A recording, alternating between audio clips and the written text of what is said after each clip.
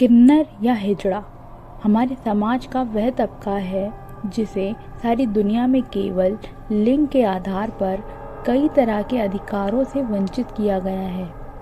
सबसे बड़ा सवाल यह है कि क्या किसी का लिंग उसकी बुद्धिमत्ता का परिचय हो सकता है, या हमें अपनी बनाई हुई नीतियों पर फिर से विचार करने की आवश्यकता है। मुझे आशा है ये सीख देने वाली कहानी आपको इस विषय पर गंभीरता से विचार करने के लिए प्रेरित करेगी। अंजलि और दीपक में बचपन से ही गहरी मित्रता थी। दोनों एक ही स्कूल में पढ़ते थे। बचपन से ही दीपक का रवैया लड़कियों की तरह था। ज़्यादातर लड़के दीपक को लड़कियों के साथ रहने की वजह से ही चिढ़ाते रहते। हालांकि दीपक को इस बात से कोई फर्क नहीं पड़ता था। लेकिन जैसे ही दीपक 10वीं क्लास में पहुंचा, उसने अपने घर पर लड़कियों की तरह कपड़े पहनना शुरू कर दिए। दरअसल दीपक किन्नर था, लेकिन उसके माता पिता ने ये बात सभी से छुपा कर रखी और अपने बच्चे को सबकी नज़रों से बचाकर लड़कों की तरह पालते रहे। लेकिन अब दीपक को लड़कों की तरह रहने में घुटन होने लगी थी, क्योंकि उसे अंदर से एहसास था कि उसका शरीर भले ही लड़के की तरह दिखाई देता हो, लेकिन उसकी भावनाएं लड़कियों की तरह हैं और उसे ये जीवन पसंद है। बस फिर क्या था, दीपक ने अपने वास्तविक रूप को पूरी तरह अपना लिया और स्कूल पहुंच गया। उसके बदले हुए रूप को देखकर स्कूल में मौजूद छात्र छात्राओं के साथ शिक्षक भी हैरान हो गए। लेकिन अंजलि अपने दोस्त के पास पहुंचकर उसके नए रूप के बारे में पूछने लगी। दीपक ने रोते हुए अंजलि को अपनी असलियत बता दी। हालांकि अंजलि ने उसे दिलासा देते हुए कहा, तो क्या फ़र्क पड़ता है, मैं तुम्हारी दोस्त हूँ और हमेशा रहूँगी। लेकिन अंजलि को डर था कि दीपक के इस बदले हुए रूप को स्कूल के बाकी बच्चे स्वीकार करेंगे या नहीं। हुआ भी ऐसा ही। पहले ही दिन दीपक को पूरी क्लास के सामने जलील होना पड़ा। सभी विद्यार्थियों ने उसके लड़कियों वाले कपड़े देख उसका मजाक उड़ाना शुरू कर दिया। लेकिन जब बात सर के ऊपर से हो गई तो दीपक रोते हुए अपने घर वापस आ गया। दीपक के साथ हुए बुरे बर्ताव की वजह से उसके माता पिता को बहुत बुरा लगा। वह अपने बेटे को लेकर स्कूल पहुंचे और उन्होंने शिक्षकों को अपने बेटे की सच्चाई बताते हुए कहा कि मैंने अब तक सबसे छुपा के रखा कि मेरा बेटा किन्नर है, लेकिन अब बात सबके सामने आ चुकी है। तो मैं आपसे चाहता हूँ कि विद्यालय में दीपक को लड़कियों की तरह कपड़े पहनकर आने की इजाज़त दी जाए। लेकिन प्रशासनिक नियमों के तहत लिंग के आधार पर शिक्षण देने का चलन कई वर्षों से चला आ रहा है। इसीलिए स्कूल के प्रबंधन ने दीपक को निष्कासित कर दिया। स्कूल से अपना नाम हटाए जाने से दीपक टूट चुका था, लेकिन उसे भी ज़्यादा तकलीफ अंजलि महसूस कर रही थी। उसे समाज और प्रशासन के बनाए हुए लिंग आधारित शिक्षा पद्धति पर क्रोध आ रहा था। उसने तय किया कि वह दीपक को इंसाफ दिलवाकर रहेगी। यहाँ दूसरी तरफ जैसे ही किन्नर समाज को मामले का पता चला, वह अपना समूह लेकर दीपक को लेने उसके घर पहुँच गए। उनसे मिलते ही दीपक डर गया। किन्नरों ने दीपक के पिता को किन्नर समाज की पूरी प्रक्रिया बताई। धीरे धीरे दीपक के पिता को लगने लगा कि दीपक का भविष्य किन्नरों के साथ ही हो सकता है, क्योंकि आम लड़के लड़कियां दीपक को कभी नहीं अपना पाएंगे।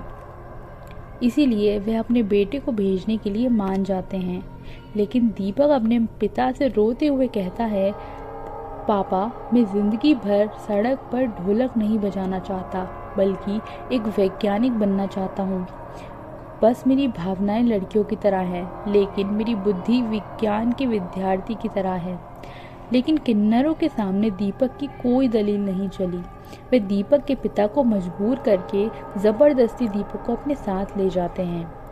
कुछ दिनों तक दीपक अपने दोस्त अंजलि और परिवार को याद करता है, लेकिन धीरे धीरे वक्त के साथ वे किन्नरों की तरह गाने बजाने में लग जाता है।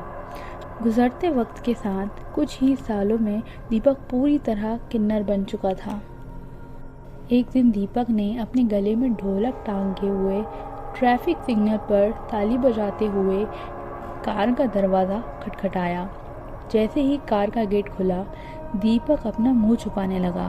दरअसल कार के अंदर अंजलि अपने पति के साथ बैठी थी। दीपक को मुंह छुपाते देख अंजलि उसे पहचान लेती है और जैसे ही उसे दीपक का किन्नर वाला रूप दिखाई दिया, उसके होश उड़ गए। अंजलि तुरंत सड़क पर उतरकर दीपक को गले लगाकर रोने लगती है। दीपक अंजलि को चुप करवाते हुए कहता है कि तुम मेरी चिंता मत करो, मुझे अब इसी काम में मज़ा आने लगा है और अब मेरी यही दुनिया है।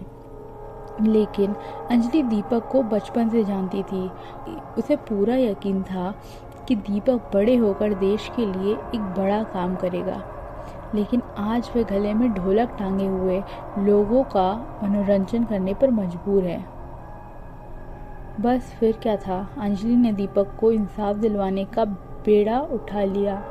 अंजलि के पति एक वकील थे, इसीलिए उन्होंने अपनी पत्नी की बात से सहमत होकर किन्नरों को स्त्री पुरुष की तरह समान अधिकार दिलाने हेतु मुकदमा दर्ज करा दिया।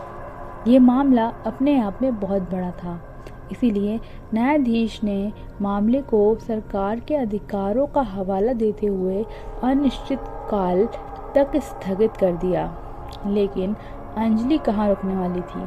उसने किन्नर समाज से मिलकर एक आंदोलन की शुरुआत कर दी। धीरे धीरे आंदोलन का रूप विशाल होता गया। आंदोलन की नेतृत्व कर रही अंजलि ने अपने आक्रामक तेवरों से पूरे मीडिया जगत में तहलका मचा दिया। देखते देखते मुद्दा अंतर्राष्ट्रीय होने लगा। जब नेताओं को किन्नरों के आंदोलन की ताकत का पता चला तो वह तुरंत अधिकारियों के साथ किन्नरों की मांगें सुनने पहुंच गए। अंजलि ने सार्वजनिक दलील देते हुए कहा कि किन्नर समाज अब एक मनुष्य की तरह सामान्य अधिकार चाहता है। जिस तरह स्त्री और पुरुष को पढ़ने लिखने नौकरी करने का अधिकार होता है, उसी तरह से किन्नरों को भी होना चाहिए। क्या किसी की बुद्धि और विवेक की कोई कीमत नहीं? लिंग ही सब कुछ है। अंजलि की बात सुनकर नेताओं के बीच फुसफुसाहट होने लगी। दरअसल उन्हें अंदर से लग रहा था कि अंजलि की बात में दम है, लेकिन वह कर भी क्या सकते थे। वर्षों से चली आ रही सोच के अनुसार पहले पुरुष को प्राथमिकता दी जाती है, फिर स्त्री को और उसके बाद किन्नरों को। सीमित आधारों के तहत समाज के बीच केवल मनोरंजन का पात्र बनने के लिए छोड़ दिया जाता है। नेताओं ने किन्नर समाज को आश्वासन देते हुए कहा कि इस पार्लियामेंट की अगली सुनवाई में यह मुद्दा प्रखर रूप से उठाया जाएगा। तब तक के लिए आप लोग अपना आंदोलन रोक दीजिए, अन्यथा कानून व्यवस्था को संभालना मुश्किल हो जाएगा। किन्नर समाज ने समझदारी का परिचय देते हुए प्रशासन के समझाने पर आंदोलन रोक दिया, लेकिन अंजलि ने अपने साहस से बारूद के ढेर में चिंगारी तो लगा दी थी, बस धमाका होना बाकी था। और इसी के साथ कहानी समाप्त हो जाती है। Thank you for watching my video. अगर आपको मेरी कहानियाँ अच्छी लगती हैं तो प्लीज़ मेरी वीडियो को लाइक कीजिए, चैनल को सब्सक्राइब कीजिए। Thank you so much.